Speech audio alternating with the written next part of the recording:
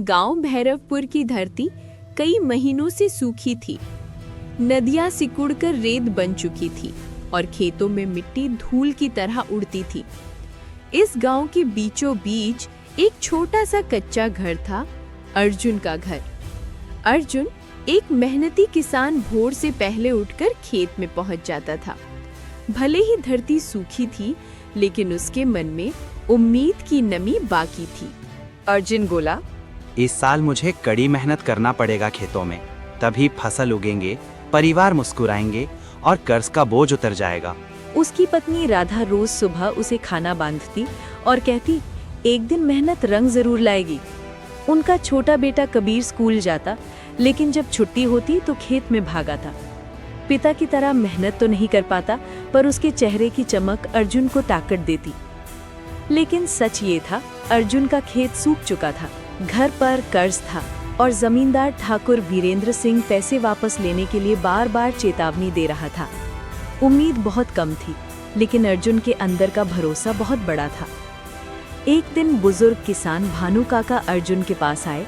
उनकी आंखों में अनुभव की चमक थी। उन्होंने कहा, पुरानी मिट्टी को नई तरीके से जगाना पड़ेगा। बीज वही है, लेकिन सोच नहीं हो। उन्होंने अर्जुन को एक पोटली विशेष बीज दिए और बताया कि ये बीज कम पानी में भी उग सकता है, अगर सही मेहनत और सही समय दिया जाए। अर्जुन के दिल में फिर रोशनी जागी। उसने अगले ही दिन खेत की जुताई शुरू कर दी। धूप तेज थी, शरीर थक जाता, लेकिन वो रुकता नहीं। वो मिट्टी को प्यार से छूता, जैसे कोई माँ अपने बच्चे को दुलारती है। बीज तो बो दिए गए, लेकिन बारिश अभी भी नहीं आई थी।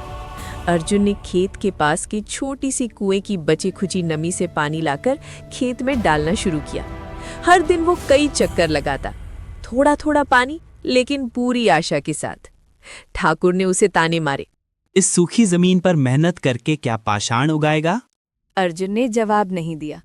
वो बोलने में नहीं, करने में यकीन रखता था। धीरे धीरे मिट्टी गीली होने लगी और फिर एक दिन छोटे छोटे हरे पौधे उठने लगे। कुछ हफ्तों बाद बादल उमड़ने लगे। आसमान में नमी थी। गांव वाले डरते थे कि बारिश से पहले ओलावृष्टि न हो जाए, लेकिन अर्जुन के मन में अजीब सी शांति थी। और फिर बारिश आई। फसल तेजी से बढ़ने लगी। खेत हरे समुद्र की तरह लहराने लगे। गांव वाले अर्जुन को देखकर कहते, तेरी मेहनत ने धरती को जगा दिया। थोड़े वक्त बाद फसल तैयार हुई, इतनी घनी और सुनहरी कि गांव में सालों से ऐसी फसल नहीं हुई थी। ठाकुर भी देखकर हैरान रह गया। वही ठाकुर जो कभी ताने देता था, अब फसल खरीदने की बात करने लगा। अर्जुन ने कर्ज चुका दिया। घर में पहली बार चैन की सांस आई। अर्जुन की आंखें भर आईं। ये सिर्फ पौधे नहीं थे, ये उम्मीद थे। क्योंकि मेहनती किसान के लिए जीत एक मंजिल नहीं, एक यात्रा होती है। साथियों, ऐसे और वीडियो के लिए हमारे चैनल को सब्सक्राइब करें और चैनल को लाइक करें। अगर आपको वीडियो और हमारा मेहनत पसंद आया है तो कमेंट करके आप अपना राय बताएं।